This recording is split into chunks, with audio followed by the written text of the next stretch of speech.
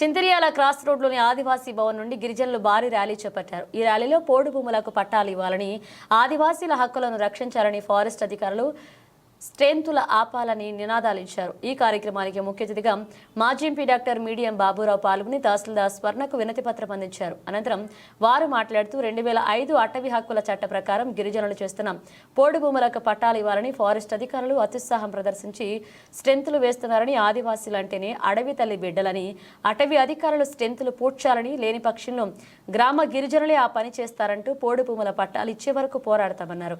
ఈ కార్యక్రమంలో గిరిజన సంఘ నాయకులు కొరంపుల్ల రమేష్, గౌరీ, వ్యవసాయ కార్మిక సంఘ కార్యదర్శి దండి రాములు పాల్గొన్నారు. ఫారెస్ట్ యాక్ట్ అంటారు. దాని తర్వాత అది తప్పని, వీళ్ళని అట్లా చూడకూడదని, వీళ్ళే నేటివ్స్ అని, వీళ్ళకి హక్కులున్నాయని ప్రత్యేక గిరిజన ఆదివాసీ జిల్లాలనేటువంటి ఏర్పాటు చేసి వీళ్ళకి ప్రత్యేకమైన హక్కులు ఇచ్చారు. అట్లాంటి హక్కుల్లో అప్పుడు అటవీ భూమి అనేటువంటిది ఎటు తేల్చలా.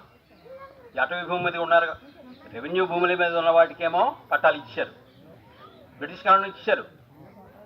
మీరు మన తాత ముత్తాతలు ఎవరన్నా భూమి కలిగిన వాళ్ళు ఉంటే అప్పటికి మీరు ఎంక్వైరీ చేస్తే మన ఊళ్ళో తెలుస్తుంది. అక్కడ ఇక్కడ కూడా ఇచ్చారు.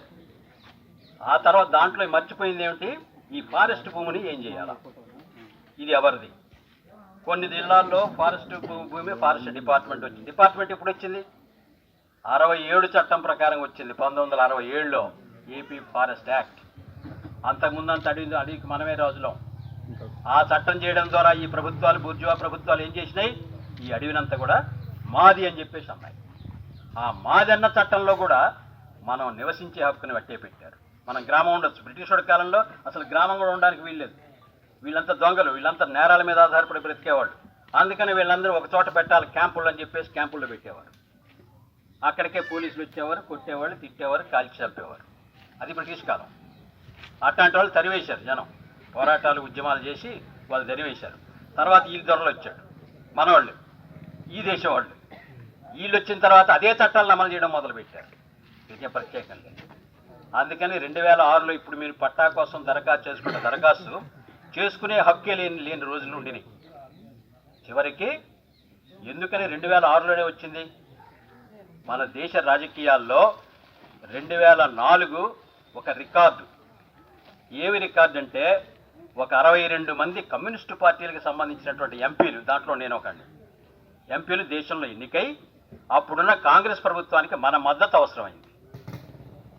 మన మద్దతు అవసరమైతే వాళ్ళు మనల్ని కూడా మంత్రి పదవులు తీసుకోండి, అది తీసుకోండి, ఇది తీసుకోండి అన్నారు.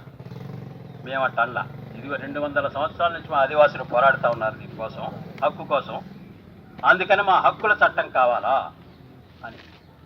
అట్లానే మన ఉపాధి హామీ పని ఉందా? ఉపాధి పని 100 రోజుల పని ఉంది కదా, ఇప్పుడు ఆగిపోయి ఉంటుంది. డబ్బులు ఇవ్వట్లే, వాడు ఆపేసాడు. మోడీ పెద్ద మనిషి వచ్చిన తర్వాత సగనం కత్తిరించారు.